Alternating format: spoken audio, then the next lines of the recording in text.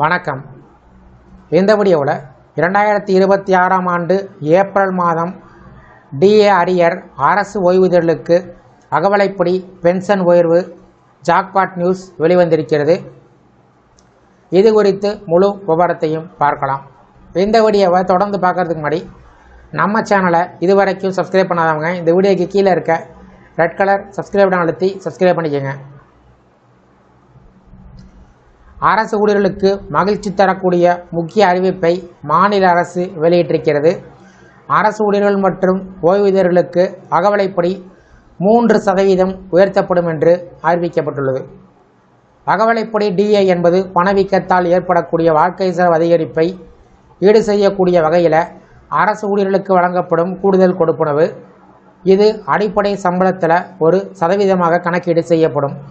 பொதுவாக மத்திய அரசு ஊழியர்களுக்கு ஒவ்வொரு ஆண்டும் 2 முறை, அதாவது ஜனவரி மற்றும் ஜூலை மாதங்களில் அகவலைப்படி உயர்வு அறிவிக்கப்படும். பல நேரங்களில் ஹோலி அல்லது தீபாவளி போன்ற முக்கிய பண்டிகைகளுக்கு முன்பு அரசு அகவலைப்படி உயர்வை அறிவித்து ஊழியர்களுக்கு நிதி நிவாரணம் வழங்குவது வழக்கமாக உள்ளது. அரசு ஊழியர்கள் மற்றும் ஓய்வூதியர்களுக்கு அகவலைப்படி 3% உயர்த்தப்படும் என்ற புதிய அறிவிப்பை மத்திய பிரதேச முதலமைச்சர் மோகன் யாதவ் வெளியிட்டார். இந்த உயர்வு மூலம் மாநில அரசு ஊழியர்களின் அகவலைப்படி 58% உயர்கிறது. புதிய அகவலைப்படி 2026 ஏப்ரல் மாத சம்பளத்தில் கணக்கீடு செய்யப்பட்டு மே மாதத்தில் வழங்கப்படும் என்று அறிவிக்கப்பட்டுள்ளது. இதன் மூலம் மாநில அரசு ஊழியர்கள் மத்திய அரசு ஊழியர்களைப் போலவே 58% அகவலைப்படியை பெறுவார்கள். மேலும் 2025 ஜூலை மாதம் முதல் 2026 மார்ச் மாதம் வரை உள்ள அகவலைப்படி நிலுவைத் தொகை 2026 மே மாதம் முதல் 6 சமத்தவணைகளில் வழங்கப்படும் என்று அரசு தெரிவித்துள்ளது.